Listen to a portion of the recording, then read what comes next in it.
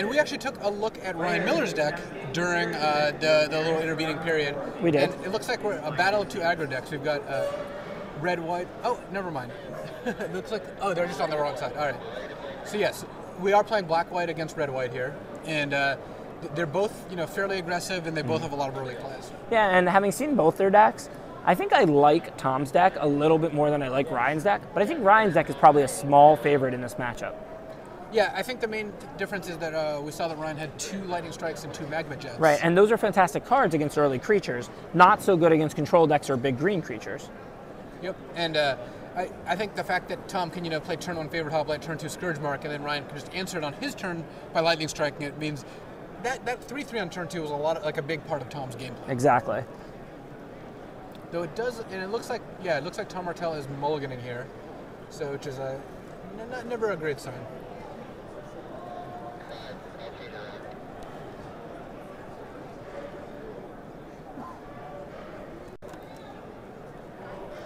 Another disadvantage to playing against someone with multiple Lightning Strikes and Magma Jacks in a heroic deck in particular is if they leave mana up, it's you get time walked because you can't play your enchantments onto your creatures, even if they don't have the card.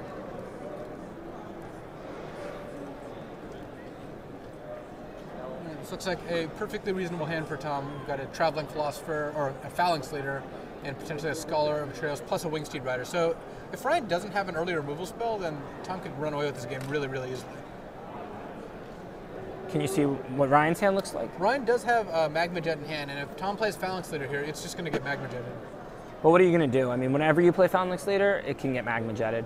Well, luckily, whenever you play a Traveling Philosopher, it also can get Magma Jetted. Well, of course you're going to lead your Traveling Philosopher and not your fantastic uncommon that's probably the best card in your deck.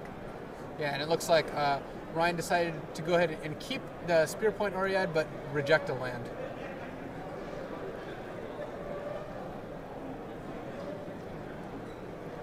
Ryan's got a pretty removal-heavy hand here. His deck's actually not looking that aggressive with this particular draw. He's got a Rage of Perforos, and that might even be a Vanquish the Monstrous. Yeah.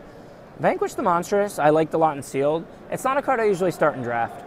Yeah, I mean, the problem is at 6 mana, you want a pretty unconditional kill spell, and not only is it a sorcery, it also just misses a lot of the time. Right, that's the real problem. I don't mind that it's a sorcery, but I mind that it misses a lot of the time.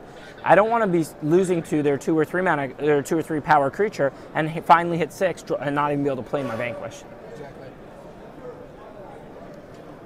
So here's where Ryan's really looking to, play one of his Borderland Minotaurs or something, but unfortunately he's just going to have to pass. It didn't appear that Tom had a way to target his own creatures yet, so his heroic Wingsteed Rider is, just mundane, not heroic. Yeah, but he does have a lot of ways in his deck, so we'll have to see what he drew. And he has Read the Bones in hand to go along with a bunch of other drops. Having Phalanx Leader and Favorite Hoplite in hand means that if you Read the Bones into a Scourge Mark, your team could get massive all of a sudden. Yeah, and I'm guessing that Tom's going to want to read to try and find a God's Willing, because if he dumps out those small creatures, then Ryan can just pick them off. If he reads, he has the opportunity to protect his Phalanx Leader afterwards. Yeah, so it looks like he's actually just running out the Scholar and the Favorite Hoplite. And if you notice, he didn't even attack. Right, he's playing around Divine Verdict, like we talked about. And Ryan kind of gets the advantage here of, he's kind of fluttered. He doesn't really have a ton going on. But, he got free 2 points of life because Tom thought those 4 cards in hand could represent Divine Verdict. Right, and Scholar is really tough to kill. I was more thinking in the lines of I wouldn't want to play that Phalanx Leader until I cast the Read the Bones. Yeah, and it looks like Scholar is actually going to be killed by Rage of Perforos, this is a risky maneuver since Ryan, is killing the only thing that can block his Spear Point, but he's also killing Tom's least threatening creature on the board if Tom were to draw a way to target them. That's true, but with 2 different heroic creatures, killing one doesn't accomplish a whole lot. Certainly not, and Ryan also, probably is looking to try to actually get some damage through, figuring that with only one other spell in his hand, he's going to have a tough time against Tom's multiple cards in hand if he's not attacking. And now Tom's reading, to try and find that God's Willing. Or basically, at this point, he's basically just going to keep spells, I think. Although he did draw Sip of Hemlock, so maybe that changes things a little bit. Yeah, Sip of Hemlock means that I wouldn't be in a hurry to look for lands, but I wouldn't necessarily keep 2 spells. Though these 2 spells are good. I actually don't think Tom necessarily wants to get rid of He's definitely going to keep the Dauntless Onslaught. Yeah. That's a no-brainer. The Observant Alseid, I think, is pretty close. Yeah.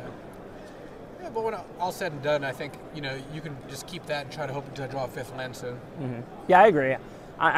It's a good problem to have if you keep drawing spell after spell and you never hit your land drops. So I'm probably inclined to keep both spells just like you there. Well, Tom did hit the plane, so he's just going to play the Phalanx Leader, and this actually is going to be an insane next turn for him because Ryan doesn't have a way to kill any of the creatures right now. Vanquish, again, is missing for this crucial turn. And so here, even if Vanquish is going to have a target, let's say next turn, just the fact that he couldn't spend his 6 mana this turn is just such a beating. Right, and now that when Tom plays the Observant Alseid, even after Vanquish kills the creature, if it kills the creature that has the Observant Alseid on it, the Observant Alseid will become a 2/2 just unattached. It won't go to the graveyard. So in reality, what will happen is Ryan will be spending a 6 mana card to kill a 2 mana card or a 3 mana card. And now Tom, draws the swamp, so he could cast Sip, but it looks like just an attack with everything, with a Dauntless Onslaught to, for the complete blowout. You get to target 2 of your heroic guys. Phalanx Leader certainly being one of them. And with the removal spell being a sorcery, as you pointed out, none of the creatures will necessarily even be 4 power at the end of it. I mean, if he targets Wingsteed Rider and Phalanx Leader, he ends up with a 4/4 flyer, which is actually the most appealing thing to do. Right, well, he could target Favored Hoplite and Phalanx Leader, and then end up with 2 3/3s and a 3/4. Right, and then everything is still under Vanquish. But Vanquish isn't actually a card I tend to play around game one. Like, I feel like it's not the kind of card I expect my opponents to have all that often. No, I agree with that. But you do want to spread around your power in this situation because if Ryan does have one removal, like a Divine Verdict that you think he might have because of the way this game has been playing. Yeah. Martell could get really tricky if he wanted to and not attack with Phalanx Leader to protect it from Divine Verdict. But I think all his creatures are going to be so insane in a second that I would probably just, lean towards just attack with everything. Yeah, because Divine Verdict killing one of the other creatures is not much worse than Divine Verdict killing the Phalanx Leader. So at a point like this, I think you just turn all 3. Looks like he's sipping the Soldier of the Pantheon. Yeah, I mean, he's playing it kind of coy. I don't really know if I would do that here. I guess this doesn't play around Divine Verdict because you still just get a guy killed regardless. What this does do is make it so you don't have to waste the trick, because if Ryan blocked and then cast Divine Verdict, Tom would be out a trick for not as much gain. What I don't like about it is that the 2/1 with basically no text, because there's not that many gold cards, isn't really what I'm willing to use Sip of Hemlock on. And you don't end up getting the huge bonus off all your heroic triggers, so you're not doing very much damage. He's only attacking for 4 there. Right. I can't really see a better turn to just go ahead and use that Dauntless Onslaught and just make all of your creatures big. And now Ryan has drawn Magma Jet, and I would lean towards just using the Magma Jet right away on the Phalanx Leader. I think that the punishment for having Tom cast a spell on it seems a little too big to me. Yeah. Well, there's really not much reason to pass the turn, I don't think. You just open the door for instance. It's just a question probably of whether he's going to kill the Wingsteed Rider or the Phalanx Leader. Yeah, I think both are relevant. Wingsteed Rider's close enough to getting vanquished by Vanquish the Monstrous that I'd actually be leaning towards killing the Phalanx That's Leader a good point. I could vanquish the Wingsteed Rider. Yeah, that's a really good point. Rider down? Yeah, but no, I mean, on the surface, it looks like Wingsteed Rider's a better target. I do agree with your point, because you have Vanquish and Wingsteed Rider's bigger and doesn't pump up like your other small guys, that it's probably better to Magma Jet the Phalanx Leader here and hold the Vanquish for the Wingsteed Rider. Yeah. As it turns out, Tom, if he draws a land, which he did, is kind of in an interesting spot. He doesn't have anything going on, and attacking for only 2 when you're taking 2 is not actually super exciting. No, but if he uses the Dauntless, he can deal a lot of damage here. Yeah, if he uses Dauntless Onslaught, he does like 10 damage here. Yeah. 8, 9 damage 9 here. damage, I believe. And Ryan's at 11, so that makes both threats lethal for the following turn. I would probably just nug Ryan for 9. I would also. But, Ryan is, again, representing Divine Verdict, and see, this is an interesting spot, Well, too. don't you know he doesn't have Divine Verdict now? Because he would have used it last turn, surely. He probably would have. Yeah. But Tom has to be thinking about it still. No, I mean, Tom's pretty astute. I think Tom knows he drew Magma Jet, because that would have certainly been used, and knows he doesn't have Divine Verdict, because certainly Ryan would have used Divine Verdict just killed the last turn. Phalanx Leader, probably, or Wingsteed Rider. Yeah. Tom's just probably counting right now and realizing that it isn't lethal, that it's only 9, Yeah. and deciding whether he wants to blow the last trick he has to deal 9, or possibly use it defensively to try and eat the spear point. The fact that you end up with a 3/3 and a 3/4, Right. or a 2/2 and a 3/4, Right, both of which are lethal. means that like you're probably in pretty good shape. Though they're both lethal, the Spear Point Oread can just block the Phalanx Leader next turn. Yeah. The other tricky thing is that attacking Ryan for 2 means you're lethal next turn. So you don't have to use your You don't Dauntless have Onslaught. to use it this turn. Right. The only problem is if, let's say, Ryan draws like a decent blocker, or worse yet, a removal spell that you could use main phase, then you're forced to use Dauntless Onslaught and you not really get all the value out of it. So it looks like Tom's just going for it. Right, and I like this play. Yeah, I think I think if you're Tom, you pretty much know he doesn't have another removal, because stuff like Magma Jet would have been used, so he pretty much had to just draw on Magma Jet, and Divine Verdict would have definitely been used last turn. Tom attacked with all 3 good creatures wall tapped out into Divine Verdict mana, which was correct, because one of the 3 can die, it's not a big deal. But I think you know he doesn't have Divine Verdict at this point.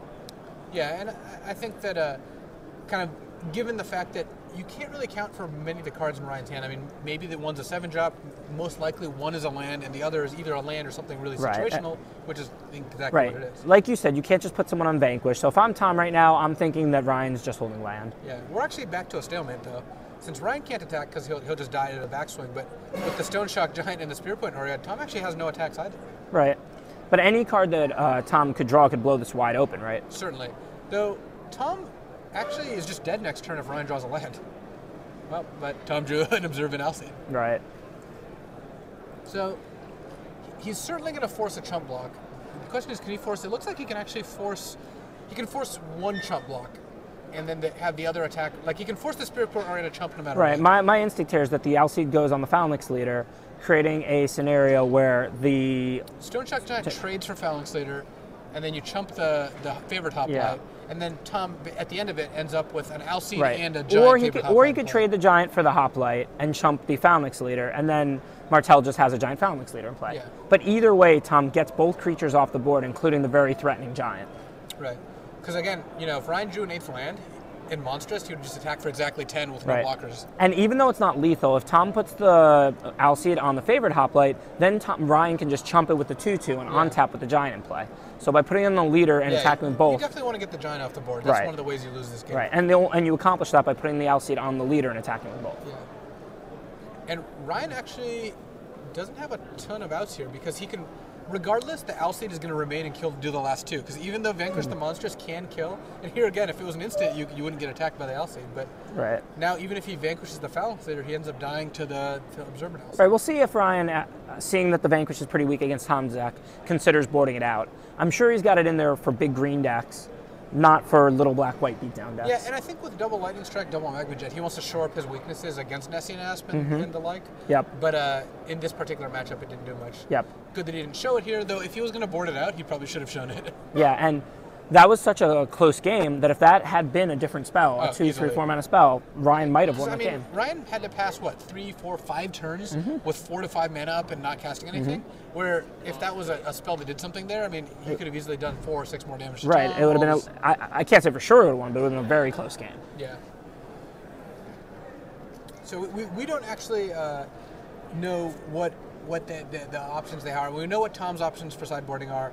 I'm not sure if this doesn't look like a Whip of Erebos matchup all that much. I don't know. I mean, on the surface, I think it kind of does because you see Stonebreak Giant and you saw a lot of removal, but we know that it might not, or you didn't see a lot of removal, I'm sorry, but we know it might not be because we know how much removal Ryan has. Right. Because Ryan, how much removal did he play that game? Just the Magma Jet, right? He played 2 Magma Jets. 2 Magma Jets? Yeah, he played one on turn 2 and one on turn 8. See, it's weird. This is kind of why I'm not a huge fan of Whip. When is Whip good exactly? Like, I know what it does is powerful enough that you want it in your deck in limited, but it's not good against removal. So is it good if they don't have removal? If they don't have removal, they probably have a bunch of big creatures, and then do you really want your little creatures to have Whip? Yeah, I don't know. I mean, we talked with Huey about it in between the draft and the top 8, and he backed up he likes Whip. The choice. So. But I already knew he liked Whip. I spoke to him a couple nights ago, and we had a big argument about it. I said, it's playable, but I wouldn't take it over a lot of the top commons. And he was saying how he considers it a first pick. Looks like Ryan is considering boarding in a Yoke Dox and a Spark Jolt. Neither of which seem incredibly impressive. Spark Jolt does kill Phalanx. Yeah. That I think I like. I like the Jolt. Yoke Dox is not very good against the heroic decks because they just build these giant monsters. Right. I like the Jolt. I don't like the Ox. I think taking out a Portent of Betrayal is also reasonable. Yeah. Yeah, you don't know if you're going to be on the roll of aggressive deck or control deck in a matchup like this because you're both playing aggressive decks. Yeah. You know you like the Portent when you're a straight aggressive deck and you're playing against a big green deck or a blue-black control deck where they're mounting defense the whole game. So it also looks like we were wrong in all our predictions. When Tom was looking through his deck, it looked like Cetacean Battle Priest made the last cut. Really? I saw it in his deck. He might have boarded it in. I was going to say it would be a good boarding against a red-white. Yeah, he might have boarded it in, but it looked to me like that was in on his first look-through. So interesting. It's possible that he went with the 1-3 for 2 instead. I mean, I guess on the surface it looks better than Fleshmad Steed. It has the same total power and toughness and has a positive ability instead of a negative one. Do you think Tom went with the tiebreaker of which one looks more heroic, like I suggested? I don't know. You'd have to ask Tom. I think I will, actually. I'm not surprised. And it looks like Phil Yam is up a game against Nathaniel Malazowski. That was fast. I wonder if Phil's drafting a beatdown deck. Watch, Phil's just got like the most controlling blue-black deck imaginable with 2 kill conditions total. Like that would be awesome. That'd be sweet. Yeah. Looks like you could even say that Nathan got ambushed. It's just never gonna end, is it? Once I saw, don't just give him an A. That wasn't an A. Come on. Ambushed. That's an A+. Really? That's not gonna encourage me. So once I saw Phil Yam cast a Kusali Ambusher, yeah, that was when that was born.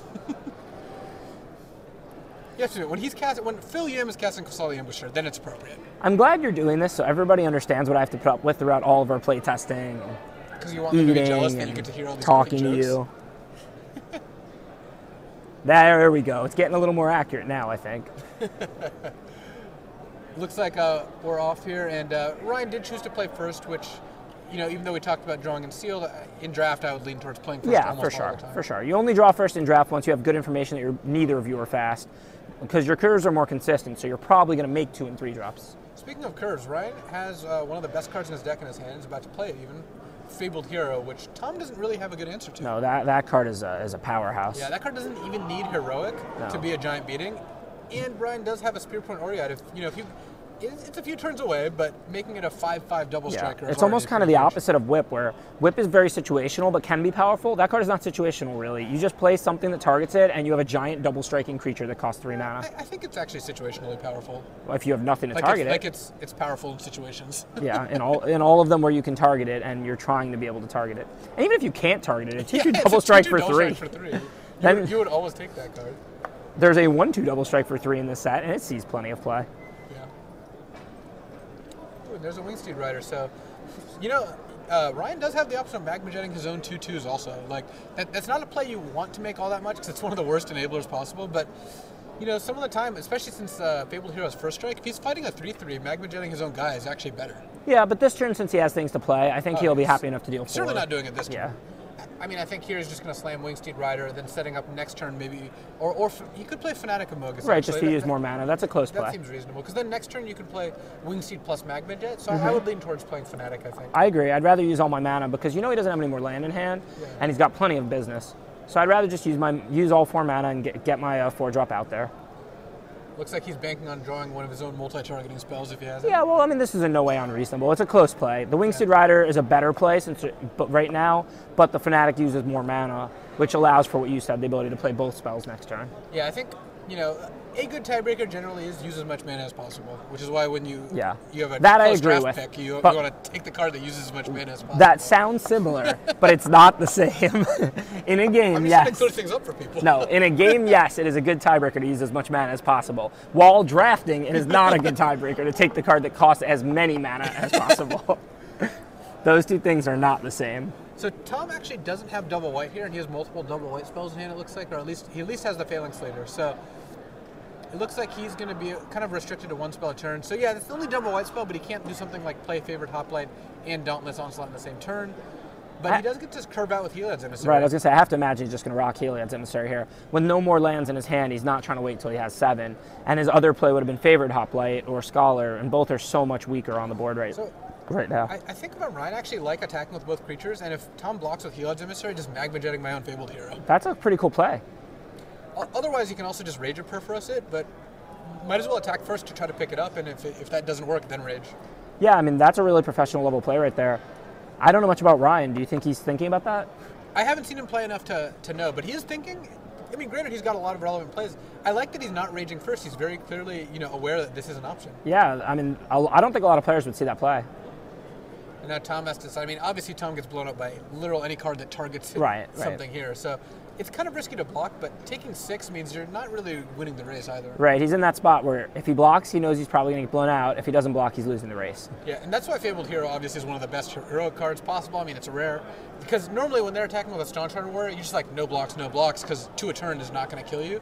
This thing actually kills you by itself, forcing you to block, making the tricks better. Fabled Hero is fantastic. That's just a auto Windmill Slam, first pick rare if you're white. It's just an all-around broken card. So now if Ryan really wants to be on the offensive here, he could just play the Fnatic Amogus, ping Tom for 1, and just kind of be setting up lethal next turn. And that seems like it's almost certainly correct because he is on the offensive. He's winning this race by a lot. I mean, I actually don't hate casting Raged Perforos, if only for the reason that, like, he's so far ahead in the race that just setting Tom back a turn, trading your turn for his is not terrible. But I think that Fnatic Amogus does make a little more sense. It's nice to use the Rage while Tom is tapped out because you don't want your 5-mana card countered by God's Willing. But when you're this far ahead and you've got your opponent on the defensive, you just commit to the board and kind of save your removal for later. Yeah. So, yeah, I mean, Tom can clearly get in for 6 damage here, but it's still not going to be, really in his favor, especially since now the lack of a second white source is really choking him up. He can only play 1 spell a turn here. He would love to be able to play Favored Hoplite and leave Dauntless Onslaught up, or play a 3-drop and leave God's Willing up. Yeah. Instead, he could only play 1 spell. Yeah, and that's going to make this really tough on Tom. I mean, he's kind of got his back to the wall as is. Yeah, and that's without even factoring in what Ryan could play this next turn. Right. Which he's got 2 removal spells and a Bestow card in hand. Right. I think we're most likely going to see a Game 3 in this match. Looks like Aaron Lewis and Eric Pay are both up a game here. Sweet.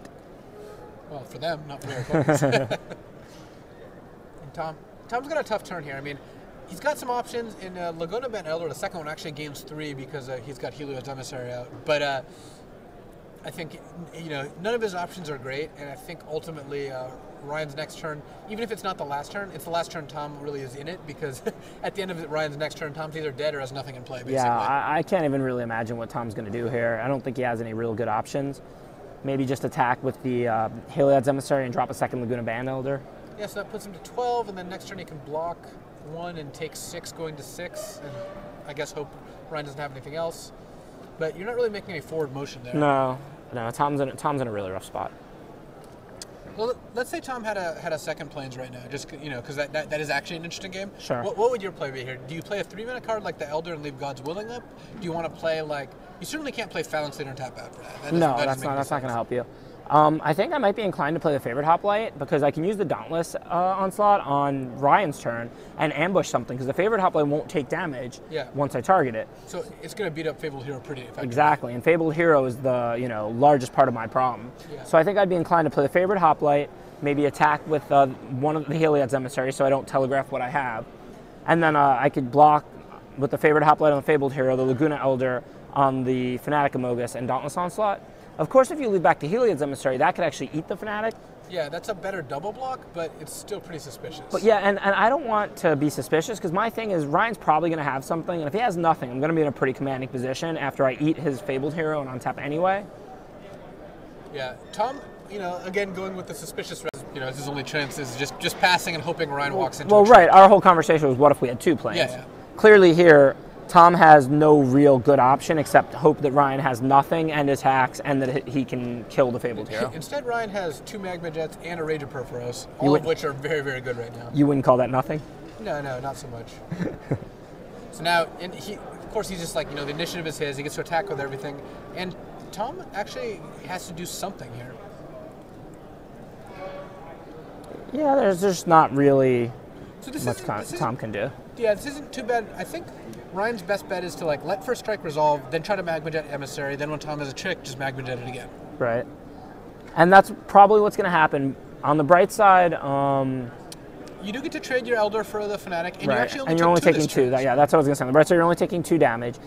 But if the Fabled Hero lives and you don't have outs to it, then nothing can really happen. If Ryan, since we can't hear exactly what they're saying, if Ryan did this before First Strike, Tom can potentially just wreck it.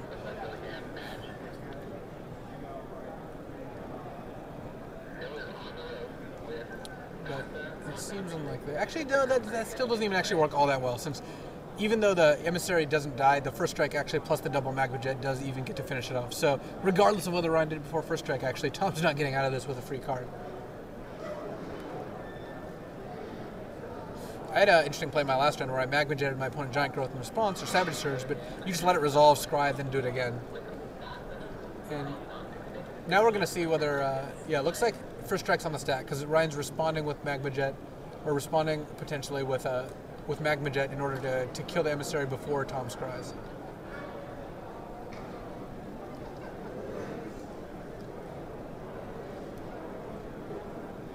Looks like there's some question. Maybe Tom named something before having it resolved. If you just cast it and tried to name a color, because you don't name until it resolves. But the shortcut is saying God's Willing Pro Red. Sure, and if that happened, they'll back it up, right? Yeah. It's also usually fairly clear. I mean, obviously this is one case where it isn't because there's a red card and a white card interacting with Tom's emissary. But yeah, I don't really see what's happening. I'm trying to figure it out. It must be that. It must be that you name it on resolution.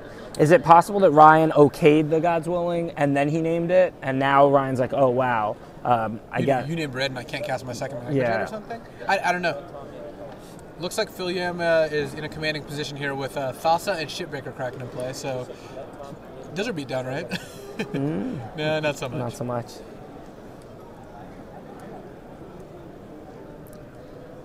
Yeah, it looks like that's what happened. Like Ryan may have let Tom name a color. So Tom, after naming red, now Ryan cannot Magma Jet again. So this actually is going to work out very well for Tom. I mean, his emissary is going to die, but he can't Magma Jet again. Actually, what Ryan can do, now he actually has to go back to Magma Jetting his own guy. If he actually just should be doing that anyway, unless first strike's already happened. Right, which I'm not sure about. Yeah, which is, I think, fairly likely, because that's, the safer play. Yeah, that's a good point. If first strike has not already happened, he could Magma Jet his own guy. But so let's say first strike's already happened. God's Willing's going to resolve because it sounds like that is the potential outcome here. Let's say Tom, it resolves. Tom gets to name a color. Magma Jet doesn't resolve. Tom got to scry 1. Then the 2 creatures trade. The Elder trades for the Fanatic, and Tom goes to 7.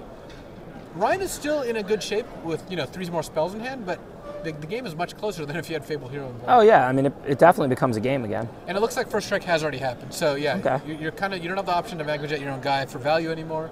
Not a normal play anyway. This is going to be a good game after all, because this is a pretty costly mistake. It is, and it looks like we're going to end up with nothing in play for Ryan except a Wingsteed Rider. Though he does have the option now to just cast Spirit Point Oriad. That doesn't seem what you want to do when you have a flyer. If he doesn't realize, or since first strike did already happen and he can't Magma Jet his own Fabled Hero, he could Magma Jet the Laguna Band Elder.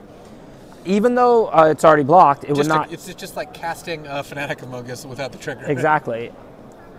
And I think that's probably right. Why not keep your 4-2 in play? Another reason I think that's good is that he has a Rage of Perforos in hand, so whatever Tom plays next turn, he just gets to kill. Presumably. Right. So you keep the 4-2 in play, you get to scry, and you have the Rage for next turn. Yeah, again, it looks awkward to Magma Jet a guy who's already blocking, but in this case, I think that actually works better. So the board trades off. So yeah, it looks like the God's Willing resolved, the board traded off, Tom goes to 7. Ryan has the option of playing the Spirit Point Oriad here, which doesn't seem too bad considering he's got 2 removal spells in hand, though it is tempting to keep it for the Wingsteed Rider. Yeah, Tom's still on the back ropes. Like, Tom definitely could come out of this now, but he's going to have to muster some pretty good defenses. Yeah. He's facing 2 removal spells and 2 creatures, and he's got an empty board and he's at 7. And he can't really take a turn to rebuild all that much to try to get Dauntless Onslaught up. That's what he wants to do, just play 2 creatures this turn. And then, he does get to block the Spirit Point, but what Ryan's going to end up doing here is just probably raging down the 1/4, kill the Scholar, and then you just bash with both. Tom goes to 3, and then you have Magma Jet in hand. You've got to be feeling pretty good about that. Yeah, you're in good shape. And for 1 black, Tom can't really have anything. Yeah, Boon of Erebos is the only card that comes to mind. Yeah, which, I mean, is actually just kills him, right? Or basically kills him right here. It puts him in Magma Jet range. Huh, it looks like Ryan might be playing slightly more defensively and is just considering attacking with just the Wingsteed Rider. I'm not really sure what his motivation for doing that would be, because you don't want to let Tom on tap with that Scholar. No, because that kind of puts into question whether you're even going to kill him. All right, looks like he's going for it, which is pretty bad for Tom. I mean, Tom is now very, very close to just straight up dying, and Ryan even has 2 Lightning Strikes in his deck at this point. Right.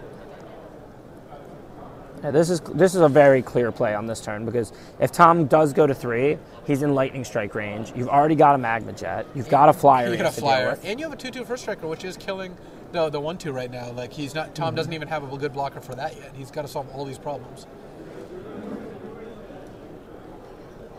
What he needs to do is draw an enchantment like a Scourge Mark, and then he can start gaining life off the Laguna Band Elder and the Fountain. and get the Foundlings leader going and try and turn these tables. Yeah, he does not have enough time to do that, I don't think. No, probably not. Like, I mean, he's technically dead just straight up this turn to Wingsteed Rider plus Magma Jet. So as long as, Ryan goes for it, which I imagine he will. Yeah, there's not really much damage prevention or anything that punishes you for Magma Jetting your opponent when they're at 2 in this format. No, there's not. Farrakhan's Cure is 1. Farrakhan's Cure is 1, but we know if he had Farrakhan's Cure, this Wingsteed Rider would be hitting the bin right now. Yeah. Looks like Aaron Lewis also wins. He's advancing to the semifinals along with Phil Yan. And we're going to be going to Game 3 fairly shortly here. The Spearprint Oriat attack is good. I mean, it's an obvious attack, but now Ryan's not even going to have to worry about Farrakhan's Cure because Tom's going to tap out for Dauntless on the side. Whoa, he Magma Jets the leader and not Tom. Okay, so the Foundlings leader dies. Tom goes to 1. Favorite Hoplite still becomes a 3-4. Ryan is still fairly likely to win this game, though. It's going to take a turn or 2 longer than we suspected it would. Yeah, and he binned both to the bottom. Yeah. So if Tom does draw an answer to the Wingsteed Raider, for the flyer. I mean, yeah. Tom's technically not dead yet. No, he's not dead. And that buys him a turn. He gets to play his Observant Alcide, then play the Laguna Band Elder, yeah. Go up to 4 and get an extra attack out. Yeah.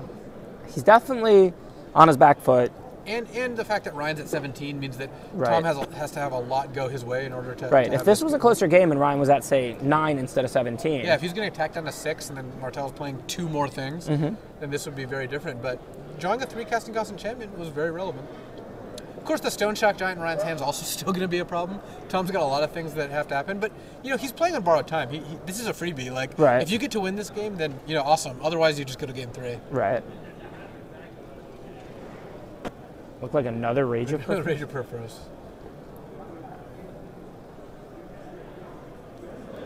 I like raging the Hoplite, I think, because if you rage the Hoplite, then Tom has no offense, no cards in hand. If you play the Stone Shock Giant and it gets killed, though I guess he has to kill the Wingsteed Rider first, so maybe that's not that relevant.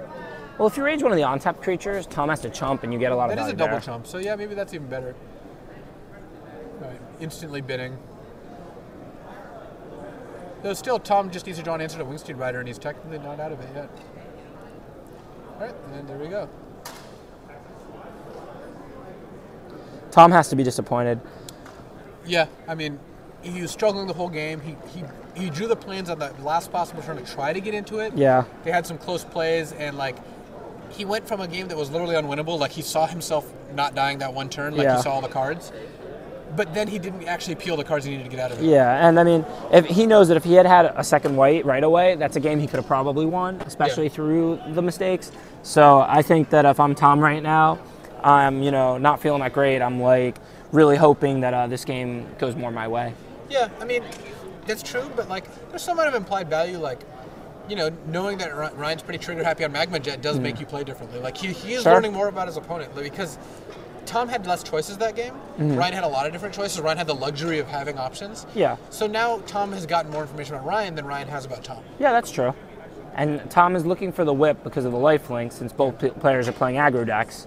Which he sees now more than Game 1. Game 1, Ryan didn't play very many cards. And I don't hate taking out Sip while Ryan's cards seem to be much cheaper, but you do know Ryan has Stone Shock Giant, and that is a pretty good target. That's a really good Sip target.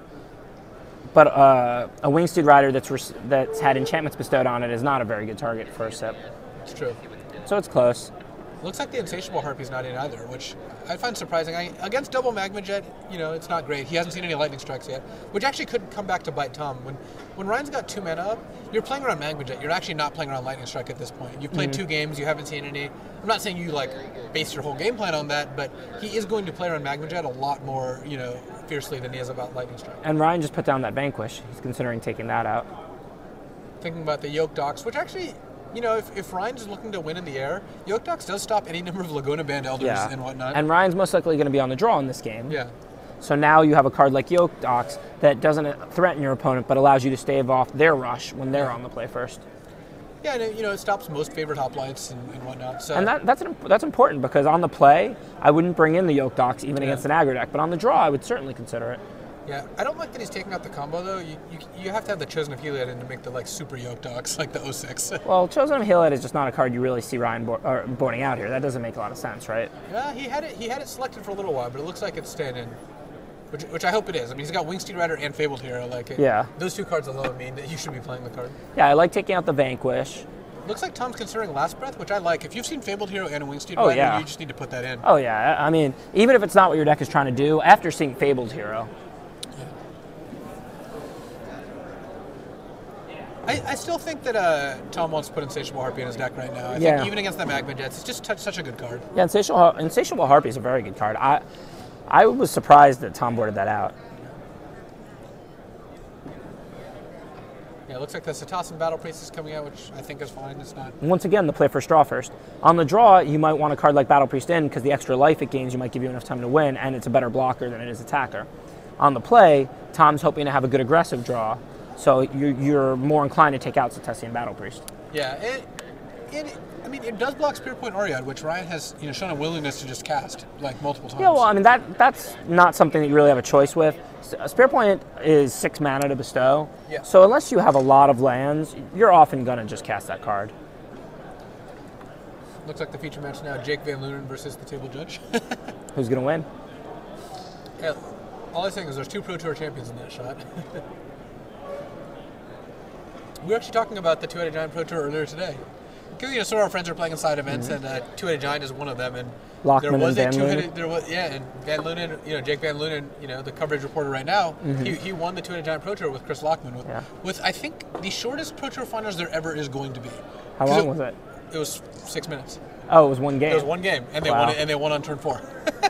Slivers, right? Yeah, the poison slivers, virulent sliver, and haste slivers, and all this other nonsense. I wasn't at that Pro Tour, but I remember reading the coverage. It's a good one. Yeah, it said something to the effect of Sliver Kids. Yeah, well, Paul and I played at that Pro Tour. We made day 2 and then did not make money, unfortunately. Well, it's tough to win when formats are that skill intensive. Yeah, Two-Headed Giant is something else. All right, there's a Fabled Hero and the mana to cast it, so plus a Magma Jet. Yeah, Ryan's off to a pretty good start here. And we haven't seen Tom's hand at all. So it looks like we have all the matches done, with Eric Pay also winning his match 2-0. So a bunch of 2-0s and this one match going to game 3. Tom looks like he has a decent hand. Looks like he's a decent hand, but he has no favored Hoplite or Phalanx Leader, which puts him in a tough spot. Yeah. Does he have a swamp? He may not also have a swamp. Though he's got a bunch of white drops, so he doesn't actually need a swamp right now. Like, I think playing Laguna Band Elder or Scholar, and the reason he'd lead with Scholar here is to play around Magma Jet, I assume. Right. And that's a good play because with your opponent having red, white up and lightning strikes and multiple Magma Jets, there's no reason to play a guy that's probably just going to die into his open mana. Right, because that lets Ryan play Magma Jet as his 2-drop and a 3-drop, which he's got a bunch of in his deck, and just lets him use his mana way too efficiently. And this is going to be interesting. It looks like Tom has Battle-Wise Valor, but that's pretty much it as far as ability to deal with that Fabled Hero. So I think that's either going to work or it's not. Yeah, it's 50-50. It works or it doesn't. Yeah. I mean, the one saving grace for Tom is that Ryan doesn't have a ton of ways to actually target the Fabled Hero. Exactly. And I think if he makes a kind of risky attack here, then he could end up losing Fabled Hero for a couple of Tom's cards, but not good ones. Of course, what he just drew is really bad for Tom. Cavalry Pegasus is going to give Fabled Hero flying. Also, it just means it gives Ryan this huge incentive to just play Pegasus, say go, and then next turn equip Alseid. But it looks like he's going for it. So the only thing that Ryan has here is a Magma Jet. He has a Magma Jet, which means Tom does win this. Right. By win, I mean he does lose cards. But, Right. But Ryan is going to end up with Fabled Hero in the bin here, since he's got a Spark Troll also, but he only has 1 red. Oh, and much like Tom only had 1 white in the last game, Ryan does have the 1 red, so he's going to be able to cast his spells, but not able to cast everything he wants right when he wants to do it. I think if I'm staring down the barrel of, a Cavalry Pegasus and Observant Alseid in hand, there's like no way I send in this Fabled Hero this turn. I agree, I would not send in the Fabled Hero this turn. But what's more interesting is Tom suspecting that Ryan may have tricks. Is he going to go for the block with the Scholar and play the Tom spell? doesn't know that Ryan has all these other cards in hand, so he's not necessarily in as much of a hurry to kill Fabled Hero as, say, someone who knew Cavalry Pegasus was coming down would. Of course, you at some point just have to go for it. You're not gonna beat that. And Tom is going for it. It looks like I can't tell if he blocked it or if he's just casting Battle-Wise Valor on his Scholar before blocks in order to get the Scry even through a Divine Verdict. Yeah, it looks like he did it before blocks. Well, that's the right play because there's no card that could remove it in response to that.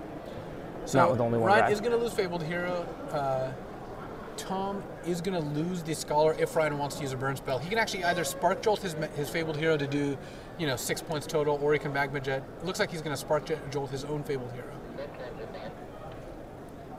Which is nice. You're happy to Spark Jolt away the Scholar, but the Fabled Hero is still going to die. Yeah, because a 3/6 is battling a 3/3 double strike that has a 1 damage on it.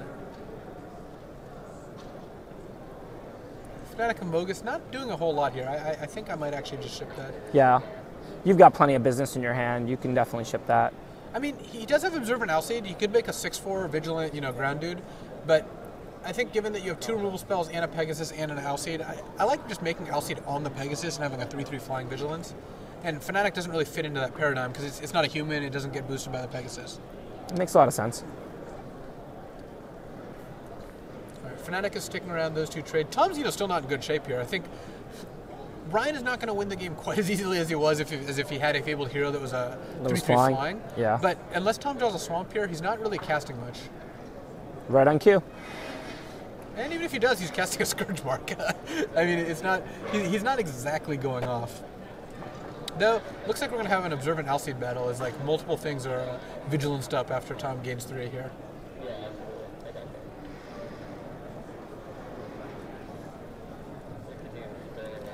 Yeah, Kitchen Finks, exactly. Yeah, exactly. It's actually better because it gained 3 life, not 2. Mm-hmm. Definitely better. 3 life is more than 2.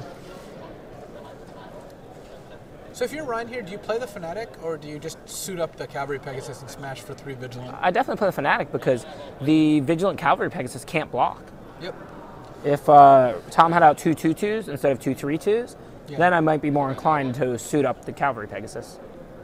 Ryan also has the option of just casting a Rage of Perforos, but which it looks like that's what he's going to do. Oh, no, he's casting the Observant Alseid, his other 5 drops. So he's smashing for 3, taking Tom down to 20. I mean, he's taking more damage than he's dealing, and the Vigilance isn't even really relevant. I mean, maybe he is going to block, but I just think you could have tried to make a 6/4 out of that Fnatic, which then Tom would have to answer, or he could blank Tom's board. Though it actually isn't bad here, the option of just blocking an extra block with the Alseid, so you do get to trade off your board for Tom's. No, and that's not horrible. Though Tom is going to suit up one of his own creatures with an Observant Alseid. Looks like the Philosopher is getting some traveling shoes here. Now I'd be much more inclined to block the 3/2, since you don't want to be taking 8 here. There's some sort of screen error there, yeah, so just ignore that. I thought you might have missed that. I think Pat Cox has joined the production team and is letting you know the quality of your puns. So looks like we're going to be kind of back to a top deck more in a couple turns here. I'm looking a few turns down the line because Ryan's going to Rage of Perforos down this Traveling Philosopher. The 2 Alseids are going to trade, and Ryan's a few cards ahead when it comes down to that. Does Tom not have anything left in hand?